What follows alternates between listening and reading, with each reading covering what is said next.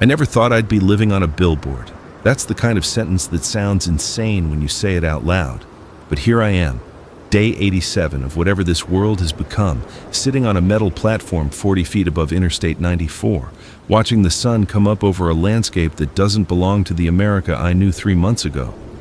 The billboard itself is one of those massive double-sided structures you'd pass without thinking twice during your morning commute. It used to advertise a casino, I think. Some grinning family holding poker chips, promising easy winnings and weekend getaways.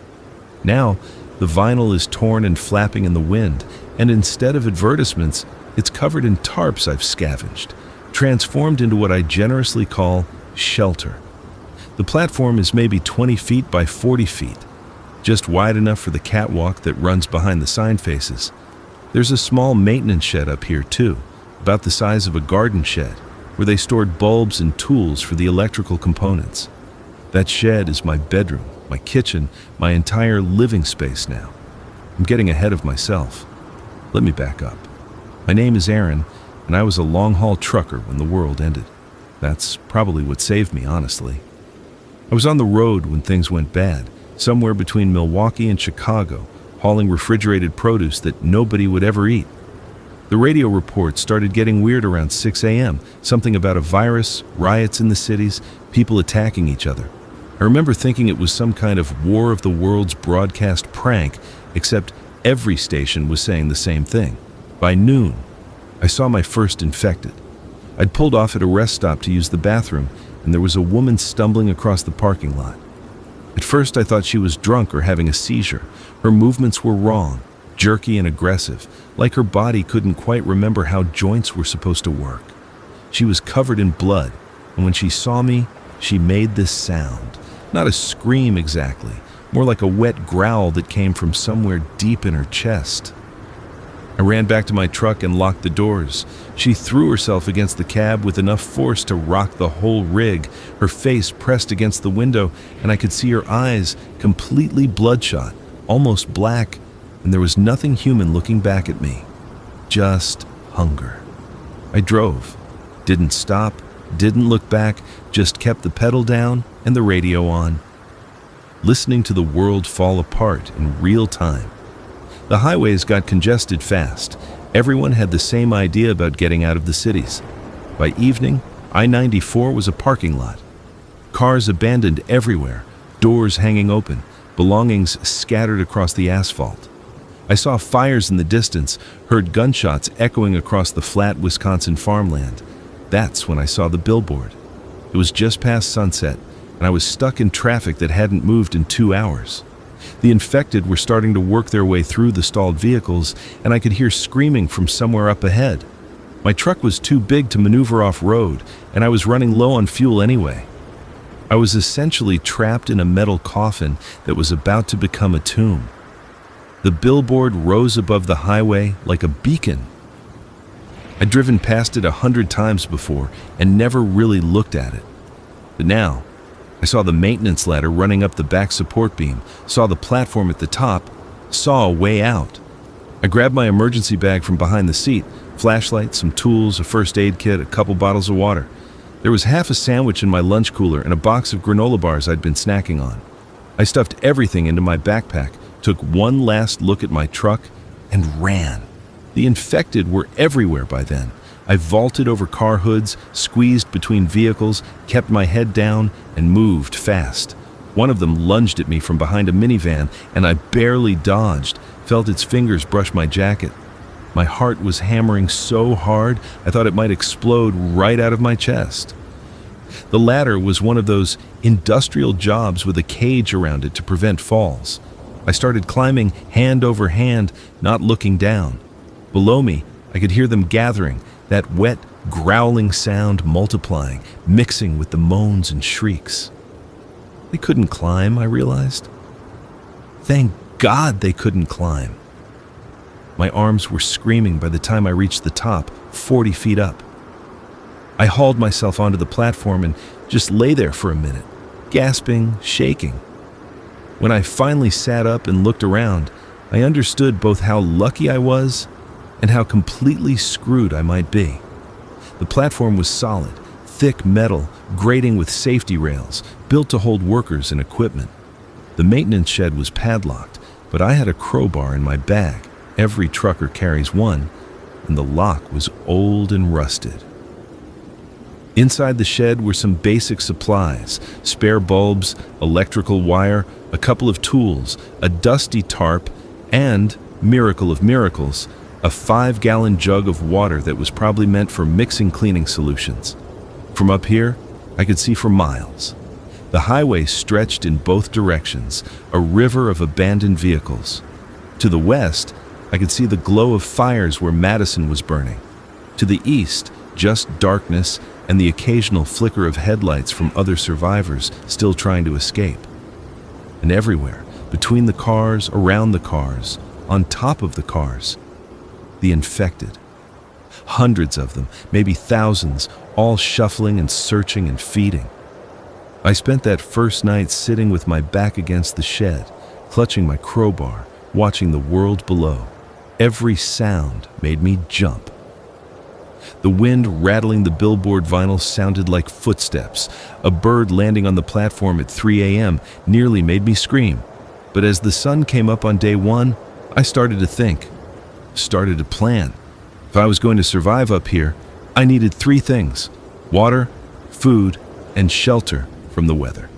The water jug was a start, but 5 gallons wouldn't last long. Food was going to be the real problem.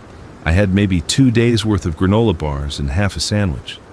And shelter, well, the shed was small, but it was something. The real issue was going to be winter. It was early September now, and Wisconsin winters are brutal. If I was still up here come December, I'd freeze to death. But I had time, and I had height, and most importantly, I had a brain, while the things below me had nothing but appetite. Day 2, I started exploring what I had. The shed was about 6 feet by 8 feet, just tall enough to stand in. The walls were thin metal siding, rusted in places. There was a shelf with those bulbs and tools, a coil of electrical wire, some rope, and under a workbench I found a box of random hardware: screws, bolts, washers. Not much, but more than nothing. The platform itself had good bones. The catwalk behind the billboard was enclosed on 3 sides by the sign faces and the support structure, which gave some wind protection. The 4th side, facing the highway, was open except for the safety rail. I could work with this. I used the tarp from the shed to create a rain catch, tying it between the top of one sign face and a support beam so water would funnel into my empty water bottles. It wasn't much, but we'd had rain the night before, and I managed to collect maybe half a gallon. Every drop mattered now. Food was the pressing issue. I ate 1 granola bar for breakfast, chewing it slowly, making it last. My stomach was already growling, but panic wouldn't help. I needed to think smart. And from my vantage point, I could see the vehicles below. Many of them would have supplies. People fleeing would have packed food, water, maybe camping gear. The problem was getting down there and back up without being torn apart. I spent hours watching the infected, studying their patterns. They were drawn to movement and sound, that much was obvious. But they also seemed to have territories, clustering in certain areas. And at night, they were less active, more sluggish. They didn't sleep exactly, but they slowed down. On day 3, I made my first supply run. I waited until well after dark, maybe 2 a.m., when the infected below had thinned out, and the ones remaining were mostly standing still or swaying in place. I tied my rope to the ladder. If something went wrong, I wanted multiple ways back up. Then I climbed down, moving as quietly as possible. The climb down was terrifying. Every scrape of my boots on the metal rungs sounded like a gunshot to my ears. Halfway down, one of the infected turned its head toward me, but it was too far away and too slow. I kept moving. At the bottom, I dropped into a crouch behind the nearest car, a Honda CR-V with its back hatch open. Inside were suitcases, children's toys, a cooler. I popped the cooler open. Jackpot. Sandwiches, probably spoiled by now, but I'd risk it. Apples, juice boxes, a bag of chips.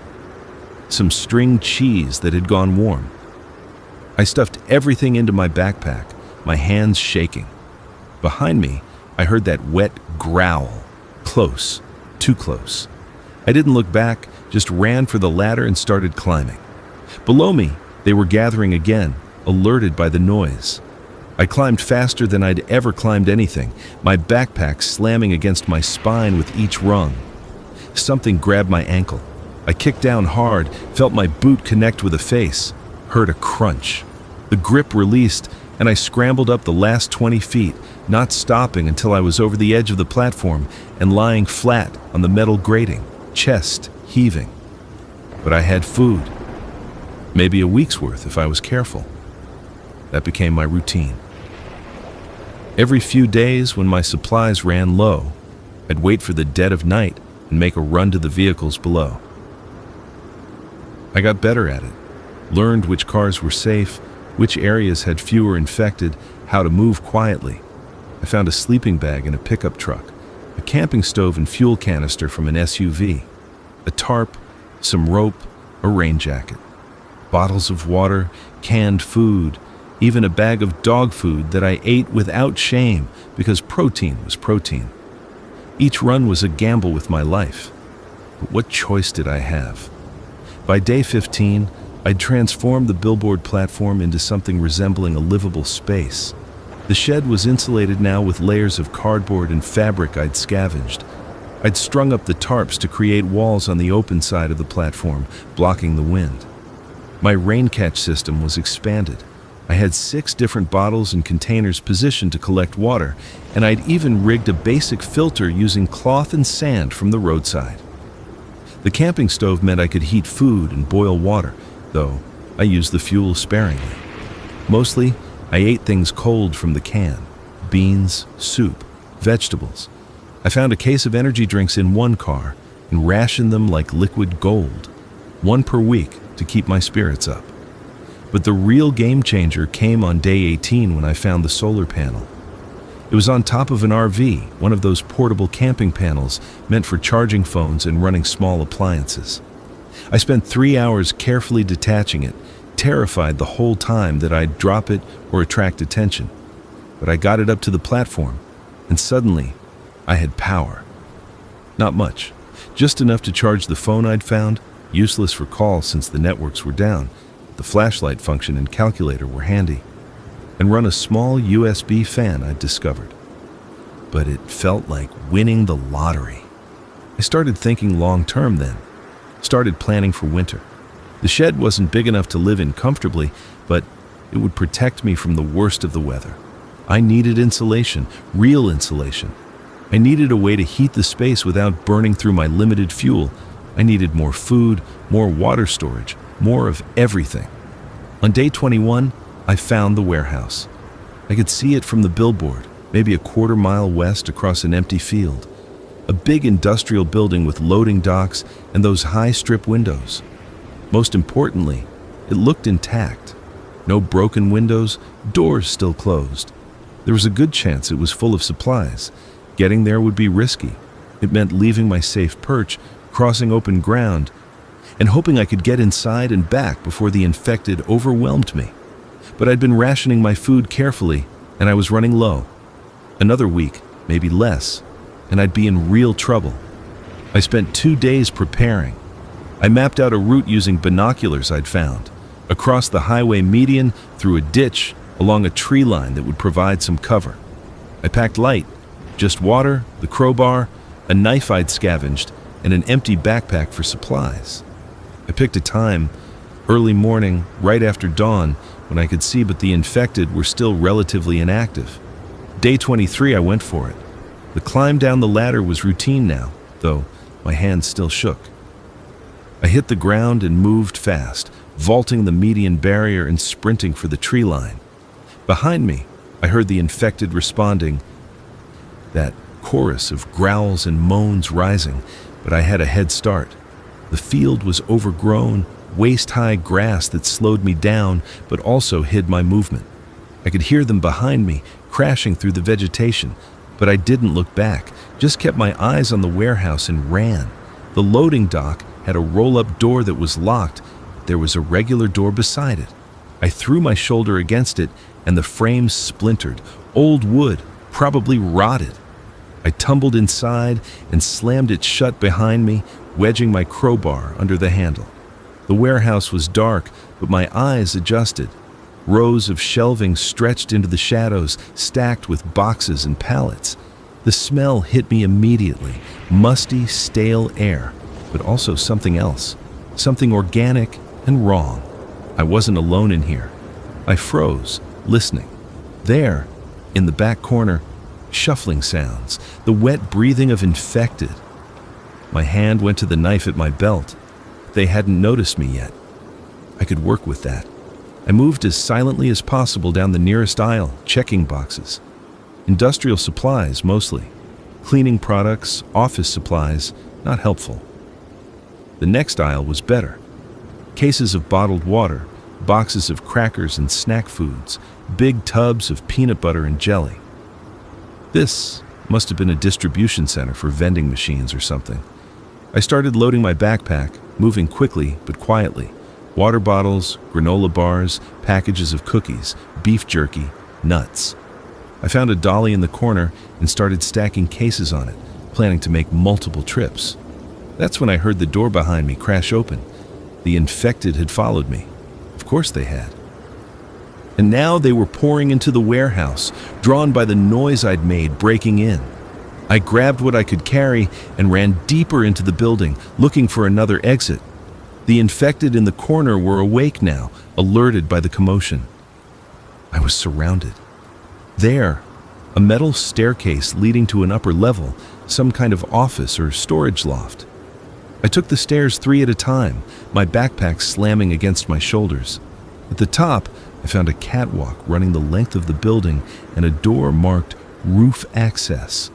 The door was locked, but adrenaline is one hell of a drug. I kicked it once, twice, and it burst open. Sunlight flooded in, and I was outside on the warehouse roof, 40 feet up again, my safe zone. Below, the infected filled the warehouse, but they couldn't reach me. I was shaking, gasping, but I was alive. My backpack was full of supplies. I spent that day on the warehouse roof, catching my breath and planning. I couldn't get back to the billboard, not with the infected swarming between here and there. But the roof was actually better in some ways. Bigger space, more solid structure. And when I explored, I found the roof access for the building's HVAC system. The HVAC room was a gold mine. Tools, ductwork, insulation material, electrical supplies. And inside the building below, accessible through a maintenance hatch, were all those supplies I'd seen. I spent the next week moving between the warehouse roof and the billboard, making trips during the quietest hours, hauling supplies back to my platform. I used a shopping cart I'd found, loading it up and pushing it across the field in the pre-dawn darkness. The infected always just behind me, but never quite catching up. By day 30, I had transformed my billboard into a proper shelter. The shed now had double walls with insulation packed between them. I'd sealed every crack and gap with caulk I'd found at the warehouse. I'd built a false floor inside, creating an air gap for more insulation. The door had weather stripping and a proper latch. Outside on the platform, I'd constructed a storage area using plastic bins I'd scavenged, organizing my supplies, food in one section, water in another, tools and materials in a third. I'd improved my rain catch system with actual guttering material, channeling water into a series of 5-gallon buckets. The solar panel was now mounted properly on the billboard frame, angled to catch maximum sun. I'd found 2 more panels at the warehouse and connected them, giving me enough power to run a small space heater I'd discovered, at least for a few hours a day. But the real achievement was the greenhouse. I'd found rolls of thick plastic sheeting at the warehouse, the kind used for construction vapor barriers. Using the billboard's frame and some lumber I'd salvaged, I built a small enclosed space on the platform, maybe 6 feet by 10 feet. Inside, I filled containers with soil from the field below and planted seeds I'd found at an abandoned garden center during one of my supply runs. It was early October now, getting cold at night. But inside the plastic greenhouse, the temperature stayed warmer. I didn't know if anything would actually grow, but I had to try. The canned food wouldn't last forever. Day 45 was the first frost. I woke up to ice crystals on the inside of the shed walls and my breath fogging in the air. Winter was coming fast. I'd been preparing for this. I had multiple sleeping bags now, layered together. I'd made a nest of blankets and sleeping bags in the shed, creating a cocoon that trapped my body heat. The space heater helped, but I could only run it for a couple hours a day without draining the solar batteries. The real problem was water. My rain catch system still worked, but when temperatures dropped below freezing, the water in the containers froze solid. I had to bring the bottles inside the shed at night to keep them from freezing and bursting. Food was actually okay. I'd stockpiled enough canned goods, dried foods, and preserved items to last months. The peanut butter alone could keep me alive for weeks. I'd even found a 50-pound bag of rice at the warehouse, which I'd been slowly working through. But cabin fever was setting in.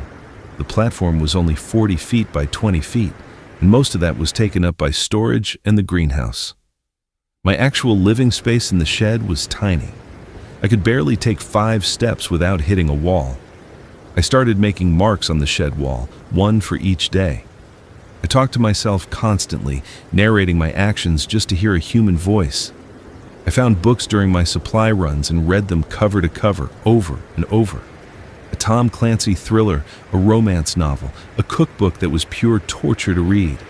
I memorized passages just to keep my brain working. The infected below never left. If anything, there were more of them now. They congregated around the highway, drawn by some instinct to stay near the roads. At night, I could hear them moaning, a sound that became as familiar as traffic noise had been in the old world. Sometimes, I saw other survivors. On day 52, a group passed on the highway below. 5 people, armed with baseball bats and makeshift spears, moving carefully between the cars. I almost called out to them, almost revealed myself, but I stopped, watching. They were being followed by a horde, maybe 50 infected, drawn by the noise they were making. The survivors were trying to be quiet, but 5 people can't move silently. The infected were gaining. I watched them run, watched them fight, watched 3 of them get pulled down and torn apart while 2 escaped into the tree line. I could have helped, maybe, created a distraction, thrown something to draw the infected away. But I didn't. I stayed silent on my platform, hating myself, but staying alive. That night, I couldn't sleep. I kept seeing their faces, hearing their screams. I told myself there was nothing I could have done, that revealing my position would have gotten me killed too. But the guilt sat in my chest like a stone. Day 60 brought the first real snow. Just a dusting at first, but it was pretty, coating the abandoned cars and dead landscape in white. From up on the billboard, it almost looked peaceful. Almost looked like a Christmas scene if you ignored the shambling corpses. The greenhouse was working, sort of. I had sprouts, tiny green shoots pushing up through the soil. Lettuce, I thought, and maybe some herbs. They were growing slowly in the weak winter light, but they were growing. I felt absurdly proud of those little plants, checking on them multiple times a day. I'd also started a project to improve my water situation. Using materials from the warehouse, I'd built a larger rain catch system with proper filtration. I'd even figured out how to melt snow and ice using my camping stove, giving me a backup water source during the deep winter. The space heater was a godsend, but I was paranoid about the solar batteries. Every sunny day I felt grateful. Every cloudy day I worried about freezing. But I was surviving. That's what I kept telling myself. One day at a time, I was surviving. On day 67, the radio came to life. I'd been checking it periodically, a battery-powered emergency radio I'd found weeks ago. Mostly static, occasionally some automated emergency broadcast that was obviously outdated. But on day 67, I heard a voice, an actual human voice. Safe zone established in Superior, Wisconsin. Military presence, food and shelter available. If you can hear this, head north. Repeat, safe zone in Superior. Superior was maybe 250 miles north. Might as well have been the moon. But just hearing another voice, knowing other people were out there, organized and safe, it changed something in me. I started paying more attention to the world beyond my platform. Using the binoculars, I'd scan the horizon, looking for signs of life. Smoke from fires, lights at night, movement that wasn't infected. And I saw things. A helicopter once, far to the north, flying low, probably military. I waved frantically, but they were too far away. Another time, I saw headlights on a distant road, a convoy of vehicles moving fast. Survivors? Military? I'd never know. The message about Superior repeated every 6 hours. I started to wonder if I could make it. If I could survive the climb down, cross 250 miles of infected territory, reach safety. But winter was getting worse. Day 72 brought a blizzard that lasted 3 days. Snow piled up on the platform until I had to shovel it off to keep the weight from collapsing the whole structure. The temperature dropped below zero. Even inside my insulated shed with all my sleeping bags and the heater running, I was cold. I burned through fuel keeping warm, started rationing my food more carefully because I couldn't risk going out in this weather. On day 76, I nearly died. The cold had been brutal, and I'd been running the space heater more than I should, trying to keep from freezing. I fell asleep in my nest of sleeping bags, exhausted from shoveling snow, and the heater kept running. I woke up because I couldn't breathe right. My head was pounding, and the shed seemed to be spinning. Carbon monoxide poisoning. The heater wasn't vented properly, and I'd sealed the shed too well. I stumbled outside into the freezing night, gasping, and collapsed on the snow-covered platform. The cold air hit my lungs like knives, but it cleared my head. I lay there shivering, staring up at stars so bright they seemed fake, and realized how close I'd come to just not waking up. After that, I was more careful. I installed a vent in the shed using dryer duct material, creating a proper exhaust system for the heater. I also spent more time outside the shed during the day, even in the cold, just to avoid the trap of oxygen deprivation. Day 80 was Christmas, I think. I'd lost track a bit, but based on my count, it should have been around December 25th. I celebrated by eating a can of peaches I'd been saving and drinking one of my hoarded energy drinks. I sang Christmas carols to myself, my voice cracking from disuse, and cried a little thinking about my family. My sister in Oregon, my parents in Florida. Were they alive, dead, infected? I'd probably never know. But I couldn't think about that too much. The grief would swallow me if I let it. January was the hardest month. The cold was constant, bitter, the kind that seeps into your bones and never leaves. My water froze despite my best efforts. My fingers went numb even inside gloves. I spent most of my time huddled in the shed, moving only to tend the greenhouse or collect snow to melt. The greenhouse plants were growing, though slowly. I had actual lettuce now, small leaves that I could harvest and eat. It wasn't much, but fresh greens after months of canned food tasted like heaven. I'd also discovered I could eat the weeds that grew in my soil containers, dandelions, purslane, other things I couldn't name but looked edible. I was becoming a forager out of necessity. Day 5, the weather broke. A warm spell, temperatures climbing into the 40s. The snow started melting, and I could finally move around more freely. I decided to make another run to the warehouse. I'd been living off my stockpile, but I wanted to gather more while I could, prepare for the final stretch of winter. The trip across the field was easier now with the snow melting, though the mud was treacherous. The infected seemed more active in the warmer weather, but I'd gotten good at avoiding them. I moved like a ghost. Quiet and quick. Inside the warehouse, I loaded up on everything I could carry. More food, batteries, propane canisters, medicine from a first aid kit I'd found. And then, in the back corner, I found something that made my heart race. Seeds. Professional grade garden seeds in vacuum-sealed packets.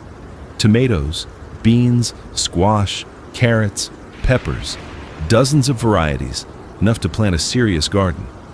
I also found gardening supplies, proper soil, fertilizer, even a small collection of gardening tools. This changed everything. If I could grow actual food up on that platform, if I could make the greenhouse productive, I might be able to stay self-sufficient. I might be able to actually survive long term, not just scrape by. I hauled everything back to the billboard, making 3 trips. By the time I was done, my arms were shaking and my legs felt like rubber, but I was grinning like an idiot. Over the next 2 weeks, I transformed the greenhouse. I added more soil containers, planted everything I'd found, created a system for watering and drainage. I even rigged up a grow light using LEDs powered by my solar panels, giving the plants extra light during the short winter days.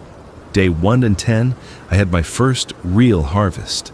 A handful of lettuce, some radishes that had grown surprisingly fast, and a few herbs. I made a salad with some canned chicken and felt like I was dining at a 5-star restaurant. The infected below were a constant presence, but I'd learned their rhythms. They were more active at certain times, less at others. They responded to sound and movement, but had terrible eyesight and no ability to plan or problem solve. As long as I stayed quiet and stayed high, I was safe. But I was also lonely. Desperately, achingly lonely. I started talking to the plants in the greenhouse, giving them names. There was Big Larry, a tomato plant that was growing faster than the others. Susan and Margaret, 2 pepper plants. The whole lettuce bed was the chorus because I'd talked to them as a group. I knew it was a little crazy, but crazy was better than giving up. February brought another cold snap, but I was ready this time. My shed was properly winterized, my supplies were good, and I had fresh food growing. I'd even figured out how to make basic bread using flour I'd found, and water, baking it slowly on the camping stove. I was surviving. More than surviving. I was living. On day 125, everything changed again. I was tending the greenhouse in the afternoon when I heard engines. Real engines, not the memory of traffic. I grabbed my binoculars and looked south. A convoy of military vehicles was moving up the highway, slowly pushing through the abandoned cars. Humvees with mounted guns, a few trucks, maybe 20 vehicles total. They were clearing infected as they went, organized and efficient. I started waving, shouting, doing anything to get their attention. But they were too far away, and the wind was carrying my voice away from them. I watched them pass, my heart sinking. They were heading north, probably toward Superior. Another group that didn't know I was here. But then, one of the trucks stopped. A soldier got out, looking through binoculars, looking right at me. I waved frantically. The soldier raised a hand, signaling the others. The convoy stopped. For the first time in 125 days, I was going to talk to another human being. They couldn't get close because of the infected swarming the highway, but they set up a perimeter maybe 100 yards from the billboard. A voice came over a loudspeaker. "Civilian on the billboard, can you hear me?" I shouted back, my voice hoarse from months of disuse. "Yes, I'm here, I'm alive. We're going to clear a path. Stay where you are. We'll get you out." I started crying. I couldn't help it. After 4 months alone, after all the fear and cold and hunger and loneliness, someone was coming to help. It took them 2 hours to clear the infected. I watched from above as they worked, methodical and professional, putting down the dead things that had trapped me here. The sounds of gunfire echoed across the frozen landscape, and with each shot, my prison walls came down. Finally, a soldier climbed the ladder, a woman, maybe 30, with kind eyes. "I'm Sergeant Martinez," she said. "You doing okay up here?" I laughed, a sound that was half sob. "I've been better. But yeah, I'm okay." She looked around at my setup, the greenhouse, the solar panels, the organized supplies. "You've been surviving up here? This whole time?" "Since September," I said. "Day 1 of whatever this is." She shook her head, impressed. "That's remarkable. Most civilians didn't make it past the first week." "Luck," I said. "And stubbornness?" "Well, your luck just got better. We're heading to Superior, to the safe zone. There's room for you if you want it." Did I want it? To leave my billboard, my greenhouse, my carefully constructed survival platform? To trade solitude and self-sufficiency for the uncertainty of a refugee camp? Yes. God, yes. Give me an hour to pack, I said. I gathered what I could carry. Seeds from the greenhouse, my tools, some food and water. The solar panels were too bulky, the furniture too heavy. I left most of it behind, this home I'd built in the sky. Before I climbed down, I took one last look around. The shed where I'd spent so many cold nights. The greenhouse with Big Larry and Susan and Margaret and the chorus. The platform that had kept me alive when everything else had fallen apart. Thank you, I whispered to the billboard, feeling foolish but meaning it. The climb down was easier knowing there were soldiers at the bottom, that the infected were cleared. My feet hit solid ground for the first time in 4 months, and my legs nearly buckled. I'd gotten used to the sway of the platform, and the stillness of the earth felt wrong. Sergeant Martinez steadied me. Easy. You'll get your land legs back. The convoy had set up a temporary camp, and they gave me food, real food, hot food, and water and a medical check. I was malnourished and had some frostbite scars on my fingers, but otherwise healthy. Remarkable, the medic said. Most people who spent that long alone didn't fare as well. That night, sleeping in the back of a military truck with other survivors, I had nightmares. Not about the infected, but about falling. About the billboard collapsing, about the ladder breaking, about all the close calls I'd had. My body knew it was safe now, and all the fear I'd been suppressing came flooding out. But I also felt hope. Real, genuine hope for the first time since this nightmare began. The trip to Superior took 3 days. We moved slowly, clearing infected as we went, stopping to check buildings for survivors. We found a few, a family hiding in a farmhouse basement, a man living in a grain silo, people who'd found their own ways to survive. Superior was impressive. The military had set up a proper base around the old port facilities with walls and guard towers and organized patrols. There were maybe 2,000 survivors inside, living in converted warehouses and shipping containers. It wasn't paradise. Food was rationed, space was limited, and everyone had jobs to do. But it was safe. There were doctors, engineers, farmers working on long-term food solutions. There was a plan for rebuilding. They put me to work in the agricultural division, given my success with the greenhouse. I helped design and build rooftop gardens, taught people what I'd learned about container gardening and seed saving. My 4 months alone had given me skills that were valuable now. I made friends, found community, slowly started to process the trauma of what I'd been through. But sometimes, late at night, I'd stand on the walls of the safe zone and look south, toward that highway, toward the billboard I'd called home. And I'd feel a strange nostalgia for those days, as hard as they were.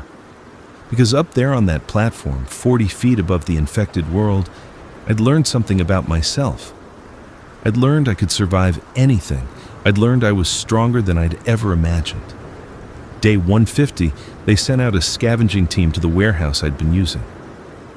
They came back with truckloads of supplies and reported something that made me smile. The greenhouse on the billboard was still growing. Big Larry and Susan in the chorus were thriving, fed by the automated drip system I'd set up, warmed by the sun through the plastic walls. Life finding a way, even in the aftermath of the apocalypse. Spring came to Superior in late March, and with it, new hope. The military was making plans to expand, to link up with other safe zones, to slowly reclaim the country from the infected. It would take years, maybe decades, but it was possible. I volunteered for the expansion teams, helping to set up new agricultural sites in cleared areas. I taught classes on survival gardening, on making the most of limited resources. I shared everything I'd learned on that billboard, and I wrote. I filled notebooks with my story, every detail of those 125 days alone, not because I thought anyone would read it, but because I needed to remember, needed to honor what I'd been through. On day 180, exactly 6 months after I'd first climbed that ladder in desperation, They held a ceremony. The safe zone was officially established, and they asked me to speak. I stood in front of 2,000 survivors and told them about the billboard, about the cold nights and the greenhouse and the loneliness, about the fear and the determination and the strange joy of tiny lettuce sprouts. We all survived in our own ways, I said. We all found our own billboards, our own high ground. And we're all still here, still fighting, still growing. That's worth celebrating. The crowd applauded, and I saw my own experiences reflected in their faces. The basement dwellers, the attic hiders, the people who'd found safety in grain silos and water towers and rooftops. We'd all found our own ways to survive. That summer, I led an expedition back to the billboard. We cleared the infected from the area and set up a permanent outpost there. The greenhouse had gone wild without me. Tomatoes spilling out of containers, herbs spreading across the platform. But it was still alive, still producing. We harvested what we could and brought the seeds back to Superior.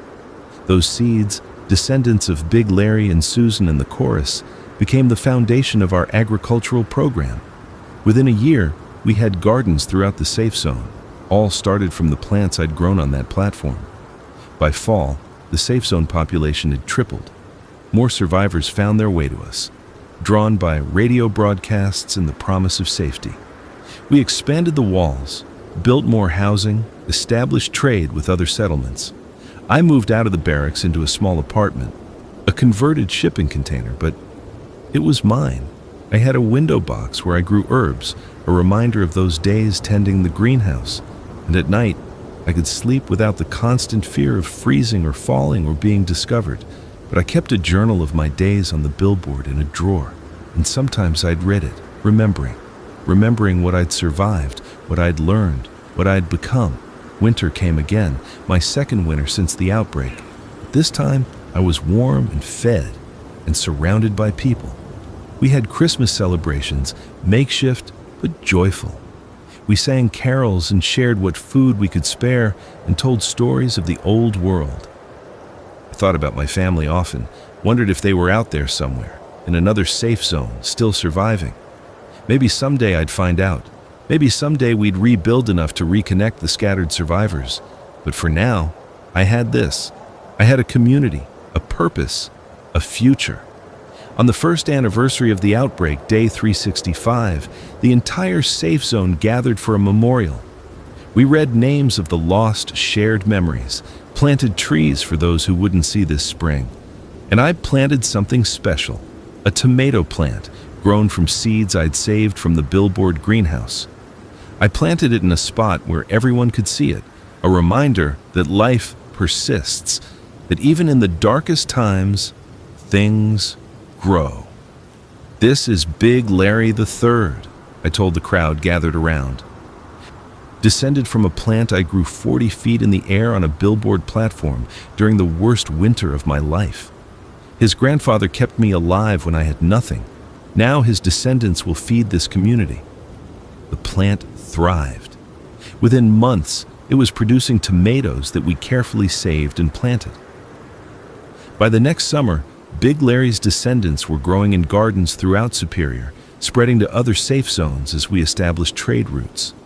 I became known as the billboard guy, which I kind of loved. People would ask me about those days, and I'd tell them stories, editing out the worst parts, emphasizing the ingenuity and hope. I wanted people to understand that survival was possible, that humans were adaptable and resilient. Year 2 brought major changes. The military managed to link up multiple safe zones, creating supply routes and communication networks. We learned there were settlements all across the country, all doing what we'd done, surviving, adapting, building new communities from the ashes. The infected were still everywhere, but we'd learned to manage them. Clear zones, establish perimeters, avoid unnecessary risks. We'd never reclaim the world we'd lost, but we were building something new. I met someone. Her name was Rachel, and she'd survived by hiding in a library for 8 months, living on vending machine snacks and rainwater. We bonded over our bizarre survival stories, over the strange skills we'd developed, and the scars we carried. We built a life together in Superior, a small life, simple compared to what we'd had before, but it was ours. We tended a garden on the roof of our building, tomatoes and peppers and herbs, grown from seeds I'd saved. We talked about maybe having kids someday, about raising a generation that would grow up in this new world. On the second anniversary of my billboard climb, day 730, I led a group back to the site. We'd kept it maintained as an outpost, but I wanted to see it again, to show Rachel where I'd spent those months. The platform looked smaller than I remembered, the shed almost toy-like, but it was still standing, still solid. The greenhouse was still there too, now completely wild, plants escaping through tears in the plastic. "This is where you lived?" Rachel asked, looking around with wide eyes. "For 4 months?" "Home sweet home," I said, running my hand along the shed wall, feeling the marks I'd carved for each day. We climbed up together and sat on the platform, legs dangling over the edge. Looking out at the landscape, the highway below was still clogged with cars, but we'd cleared most of the infected from this area. In the distance, I could see smoke from the outpost, signs of human activity. "What was it like?" she asked. "Really like?" I thought about it.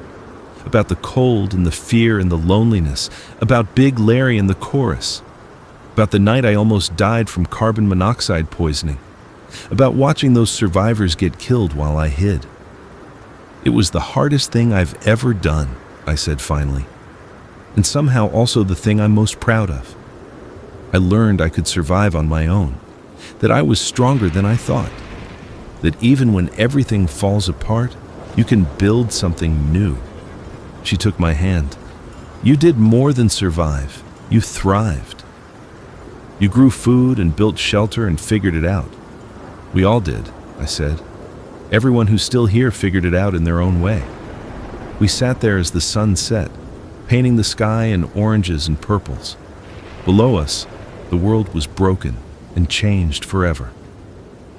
But it wasn't dead. Humans were still here, still fighting, still growing. Year 3 brought agriculture on a scale we hadn't seen since the outbreak. With the seeds from my billboard greenhouse and others we'd gathered, we established proper farms in cleared zones. We had livestock, chickens and rabbits that had been kept safe in other settlements. We had workshops making tools and clothes and building materials. Superior had grown to 10,000 people. We'd absorbed smaller settlements, connected with other safe zones, built a functioning society. We had schools for the kids, medical facilities, even some entertainment, people making music and art and theater. I'd become the head of the agricultural program, overseeing gardens and farms across multiple settlements. I traveled between safe zones, teaching people what I'd learned, helping them establish sustainable food systems, and everywhere I went, I saw descendants of Big Larry. The tomato plant from the billboard had become a symbol, its seeds spread across the survivor network. People called them billboard tomatoes and grew them with pride, a reminder of where we'd come from and what we'd survived. Rachel and I got married in the spring of year 3, a simple ceremony in the community garden. We planted a tree afterward, an apple tree that would take years to produce fruit but represented our faith in the future. That summer, she got pregnant. We were terrified and excited in equal measure. Bringing a child into this world seemed insane, but it also seemed like the ultimate act of hope. Our daughter was born in the winter of year 4 in Superior's medical facility with actual doctors and nurses attending. We named her Hope because what else could we call her? She was born into a world of walls and rations and constant danger, but also a world of community and determination and growth. I thought about those days on the billboard a lot during her first year, about how impossible survival had seemed, how certain I'd been that I'd freeze or starve or fall. Now, here I was, holding my daughter, watching her smile and grow, planning for her future. Year 5, they sent expeditions to the old cities, carefully clearing buildings and salvaging supplies.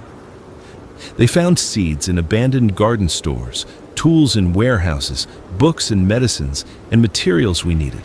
The world before wasn't entirely lost, just transformed. I went on one of these expeditions back to the route where I'd been driving when everything fell apart. We found my truck still sitting on the highway where I'd abandoned it 5 years ago. The cab was full of leaves and animal nests, the tires flat, but it was still there. I climbed inside and sat in the driver's seat, remembering that last day of the old world, the confusion, the fear, the decision to run for the billboard instead of staying with the truck. Best decision I ever made, I said out loud. We salvaged what we could from the truck and the surrounding vehicles, then moved on. The past was gone, but we could still learn from it, still use what remained. Year 6 brought the first real winter I hadn't worried about. We had heated buildings now, proper insulation, stockpiled fuel. We had enough food stored to last through the cold months. We had systems and structures and stability. Hope was learning to walk, tottering around our apartment, babbling and laughing. She'd never known the old world, would grow up thinking walls and guard towers were normal. I wasn't sure if that was sad or lucky. Rachel and I would take her to the gardens and show her the plants, teach her how to care for them. She loved the tomatoes especially. I'd like to think she had a special connection to Big Larry's descendants, even though she'd never know the original plant or the platform where it grew. On the 6th anniversary of my billboard climb, I took Hope and Rachel back to the site one more time. Hope was old enough to walk now, though we carried her most of the way. The billboard was showing its age. The platform was rusted in places, the shed was falling apart, and the greenhouse plastic had long since torn away. But the support structure was still solid, and plants still grew in the containers, gone completely wild, a vertical garden 40 feet in the air. "This is where Daddy lived during the bad time," Rachel told Hope, holding her up so she could see. Hope looked at the platform and the ladder and said, "High." "Very high," I agreed. "High enough to be safe." I didn't climb up this time. My knees weren't what they used to be, and I had responsibilities now, a family to think about. But I stood at the base of that billboard and felt profound gratitude for it, for the shelter it had provided, for the lessons it had taught me. Year 7. Superior merged with 2 other large settlements to form what we called the Northern Alliance. We had 30,000 people now, spread across multiple locations, all connected by cleared roads and communication systems. I was asked to join the Alliance Council, representing the agricultural sector. It meant more responsibility, more travel, but also more influence. I could help shape policy, ensure that food security remained a priority, that we didn't repeat the mistakes of the old world. In council meetings, I'd sometimes tell stories from the billboard days, using them to illustrate points about self-sufficiency and adaptation. Those 4 months had become my reference point, my reminder that humans can survive and adapt to anything. Hope started school, learning to read and write and do basic math in classes held in converted warehouses.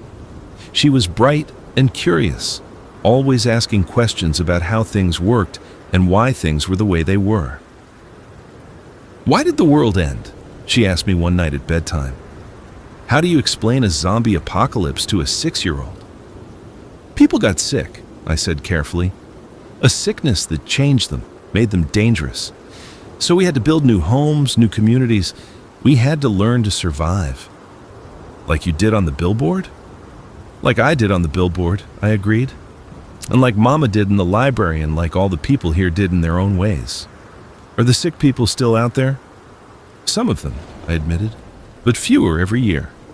And we're getting better at staying safe." She thought about this, then asked, "Can I see the billboard someday? Can I climb it like you did?" "Maybe," I said, "when you're older, when it's safer."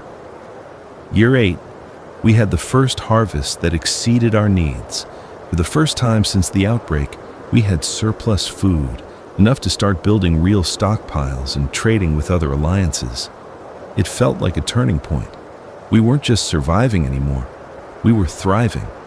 I thought about Big Larry often, that first tomato plant that had given me hope during the darkest days. His descendants were everywhere now, feeding thousands of people, proof that life persists and adapts. Year 9 brought our second child, a son we named Aaron Jr., much to Rachel's amusement. "We're not calling him Big Larry," she joked. "Maybe as a nickname," I said. Little Aaron was born into a world that was more stable than the one Hope had been born into. We had regular electricity now, actual schools, community centers.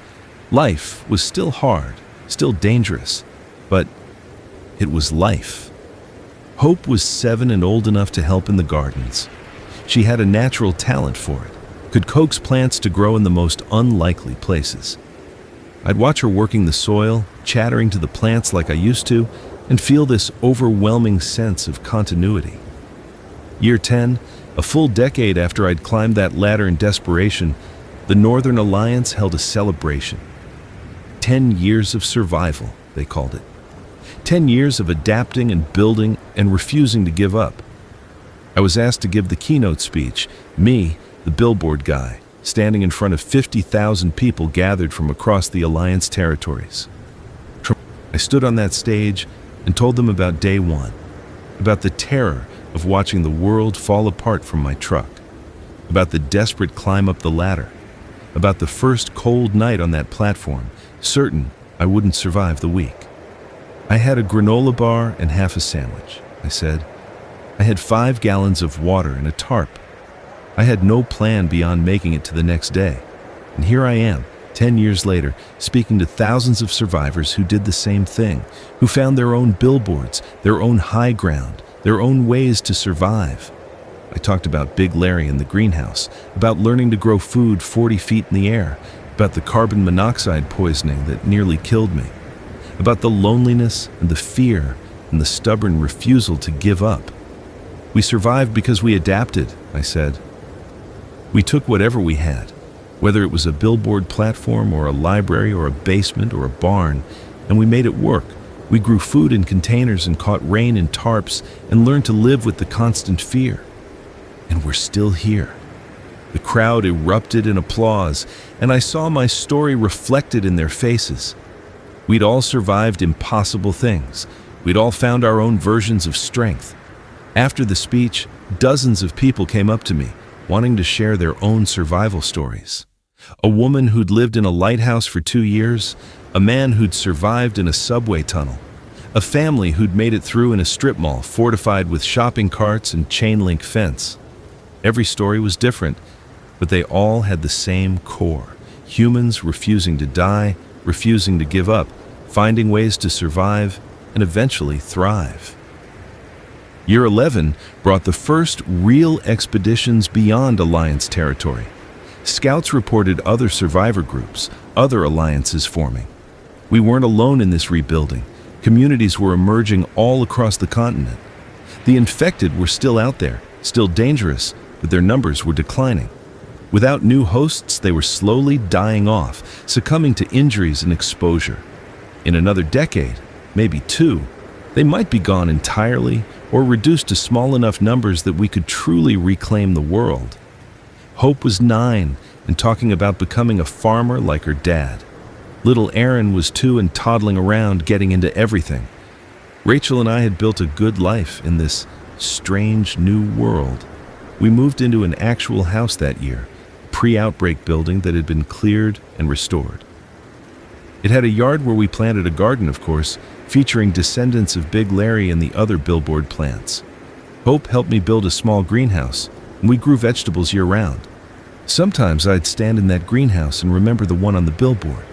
Remember the desperate importance of those tiny sprouts, the hope they represented. Now I had abundance, but I tried never to take it for granted. Year 12, they decided to officially decommission the billboard outpost. The structure was deteriorating, and we'd established other outposts that were more practical. They asked me if I wanted anything from it before they dismantled it. I went back one last time, climbing that ladder for what I knew would be the final time. My hands found the same rungs I'd gripped in terror 12 years ago. My feet found the same rhythm. At the top, the platform was rusted and unsafe, the shed half collapsed. But the greenhouse frame was still there, and against all odds, plants were still growing. Wild tomatoes, descendants of Big Larry, thriving without any human care. I collected seeds from those plants, carefully storing them in envelopes I'd brought. These seeds, direct descendants from the original, would be my keepsake.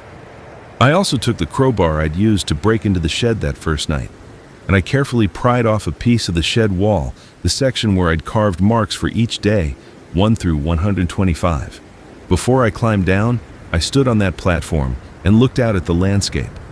The highway was being cleared, the cars finally being removed. Fields in the distance showed signs of cultivation. Smoke rose from homesteads and outposts. Life was returning. "Thank you," I said again to the billboard, to the platform, to the ghost of the person I'd been when I first climbed up here. "Thank you for keeping me alive." Year 13. Hope helped me plant a special garden at the Alliance headquarters. We used the seeds from the billboard's final harvest, creating a memorial garden to mark the place where our community had started, not literally, but symbolically. Each plant was labeled with the name of a survivor and their story. Big Larry's descendant was there, of course, with a plaque that read, "Grown from seeds, saved on a billboard platform, day 45 of the outbreak. Proof that life finds a way." The garden became a popular place for reflection and remembrance. People would sit among the plants and remember the early days, the fear and the hunger and the desperate scramble to survive. And they'd remember that they'd made it, that we'd all made it. Year 14, the Alliance established contact with groups on the West Coast. My sister was alive. She was alive and living in a settlement outside Portland, and we were able to exchange messages through the radio network. I cried for an hour when I got the news. After 14 years of not knowing, of assuming she was gone, she was alive and well and had kids of her own. We made plans to meet someday when travel between coasts became safer. Until then, we'd send messages and photos and share our survival stories. She'd made it through by hiding in a camping goods store, which made a certain amount of sense. We'd both found our high ground. Year 15, Hope was 13 and already taller than Rachel. She'd decided she wanted to study agricultural engineering, wanted to develop better systems for growing food in this new world. I was incredibly proud. Little Aaron was 7 and obsessed with building things. He'd constructed an elaborate tree house in our yard, complete with pulley systems and rain catches and a small platform garden. "Like your billboard, Dad," he'd said proudly. I helped him improve the design, teaching him the tricks I'd learned. How to waterproof with scavenged materials, how to maximize solar exposure, how to create airflow for temperature control. All the lessons from those desperate days now passed on to my son as interesting techniques rather than survival necessities. Rachel and I celebrated our 12th anniversary that spring. 12 years together in this new world, building a life from nothing. We renewed our vows in the memorial garden, surrounded by Big Larry's descendants and our friends and family. "We made it," she said, holding my hands. "Against all odds, we made it." "We're still making it," I corrected. "Every day we're choosing to build instead of give up. That's what surviving means now." Year 16 brought the first children born who would have no memory of the outbreak at all. The youngest survivors from the early days were now teenagers, and soon we'd have a whole generation that only knew this world, the one we'd built. I wondered what they'd think of our stories, our survival tales that already seemed like ancient history. Would they understand the fear, the desperation? Or would it just be history class material, stories about a time before they existed? The Alliance had grown to over 100,000 people now, spread across dozens of settlements. We had functioning government, trade networks, schools, medical facilities. We had art and music and literature. We had hope for the future, and we had gardens. Everywhere, people grew food, following the techniques I'd helped pioneer. The billboard tomatoes were famous now, a heritage variety that people sought out specifically. Kids grew them in school projects, families grew them in home gardens, farmers grew them commercially. Big Larry's legacy lived on. Year 17, I retired from the Alliance Council to focus on teaching. I wanted to spend my remaining working years passing on knowledge to the next generation. I taught classes on survival gardening, on adaptation and resilience, on the history of the outbreak and the early days of rebuilding. Hope was 16 and accepted into the Alliance's engineering program. Aaron was 10 and still building things constantly, now with better materials and bigger ambitions. Our family was thriving. Rachel had become a teacher too, running the library program and teaching literacy classes. The woman who'd survived in a library for 8 months now made sure everyone had access to books and knowledge. We'd built something beautiful from the ashes. Year 18, I was invited back to the site where the billboard had stood. They'd built a memorial there, a small park with a rebuilt version of the platform, about 10 feet high instead of 40, safe for visitors to climb and see a replica of the greenhouse. The crowbar I'd salvaged was displayed in a case, along with the piece of shed wall with my day counts. There were photos from the later years showing the greenhouse at its peak and information panels explaining how the billboard had become a symbol of survival and adaptation. Hope and Aaron came with me to the dedication ceremony. They climbed the replica platform and looked out at the cleared highway, trying to imagine what I'd seen, what I'd survived. "It's smaller than I thought," Hope said. "It felt plenty big when it was all I had," I told her.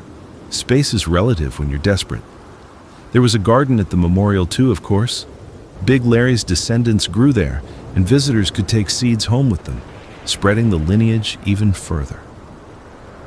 I gave a short speech at the dedication, thanking the people who'd built the memorial and the community that had grown from those desperate early days.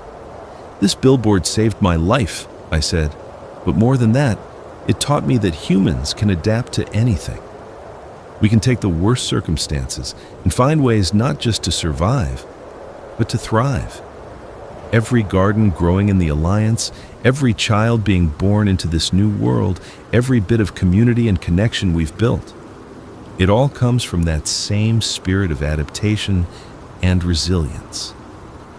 I paused, looking at the memorial platform, remembering. "We're all still on our billboards in some way," I continued, "still finding high ground, still adapting, still growing. And as long as we keep doing that, keep refusing to give up, we'll be okay." Year 19, scientists announced that the infection was officially in decline. The infected that remained were slow, deteriorating, easy to avoid or eliminate. Within another decade, they estimated, the threat would be minimal. It meant the world could open up again. Travel would be safer. We could reclaim the cities, rebuild on a larger scale. The age of hiding and defending might finally be ending. Hope graduated and got her first job working on agricultural systems for expansion settlements. Aaron was 13 and talking about becoming an architect, wanting to design buildings for the new world we were creating. Rachel and I were getting older. I was in my 50s now, with gray in my beard and aches in my knees that reminded me of those cold billboard nights. But we were alive, and we'd built something that would outlast us. Year 20, 2 full decades after I'd climbed that ladder. The Alliance held another celebration, 20 years of survival, 20 years of rebuilding. I was asked to speak again, and I stood on the same stage I'd stood on 10 years before, in front of an even larger crowd. 20 years ago, I said, I was a truck driver who made a desperate decision. I ran for a billboard and climbed into the sky and somehow survived long enough to be standing here today. I grew tomatoes in containers and caught rain in tarps and learned that humans are more resilient than we ever imagined. I looked out at the crowd, thousands of survivors, their children, their grandchildren, a whole community built from nothing.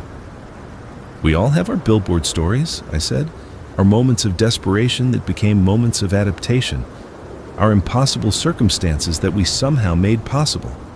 And we're still here, still building, still growing. I reached into my pocket and pulled out a small envelope of seeds. "These are from Big Larry," I said. "The original tomato plant that I grew on that platform 20 years ago. His descendants have fed this community for 2 decades, and they'll keep feeding us for decades to come, because that's what we do. We plant seeds, we tend them, we harvest them, and plant more. We keep growing. I held up the envelope. I'm donating these to the Alliance Seed Bank, where they'll be preserved and propagated and spread even further, so that 100 years from now, 200 years from now, people will still be growing billboard tomatoes and remembering where they came from, remembering that we survived.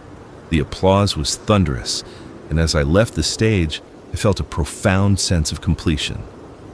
The scared trucker who'd climbed that ladder was gone, replaced by this older, wiser version who'd helped build a new world. Rachel met me as I came off stage, and we held each other while the celebration continued around us. "We made it," she said, echoing the words from our anniversary years ago. "We did," I agreed. "We really did." That night, our whole family gathered in our garden, Hope and her partner, Aaron and his friends, Rachel and me. We harvested tomatoes from Big Larry's descendants and made a feast celebrating 20 years of survival and growth. As the sun set and the stars came out, I looked around at my family, at the garden we'd built, at the community lights twinkling across the settlement. And I thought about that first night on the billboard when I'd been so certain I wouldn't survive the week. I'd survived 20 years. We'd all survived 20 years. And we'd do more than survive. We'd thrived, we'd built, we'd created something worth living for. The infected were still out there in diminishing numbers. The world was still dangerous, still unpredictable. But we had high ground now, not just physical height, but the elevation of community and knowledge and hope. We had gardens growing everywhere, descendants of plants I'd grown in desperation now feeding thousands. We had schools teaching the next generation. We had builders and farmers and teachers and engineers all working to create something better than what we'd lost. We had a future. And it started on a billboard, 40 feet in the air, with one scared trucker and a tomato plant named Big Larry. As I sat in my garden that night, surrounded by family and food and life, I felt gratitude for every hard day, every cold night, every moment of fear. Because all of it, the entire journey, had led me here, to this garden, this family, this community, this future. I'd turned a highway billboard into a safe shelter and survived the first winter. And in doing so, I'd helped build the foundation for 20 years of survival and growth. Not bad for a trucker who just wanted to make it to tomorrow. The story of the billboard would be told for generations, I knew. It would become myth and legend, probably exaggerated over time. But the core truth would remain. Humans are resilient, adaptable, and capable of surviving anything if we refuse to give up. And as long as someone, somewhere, was planting seeds from Big Larry's descendants, that truth would live on.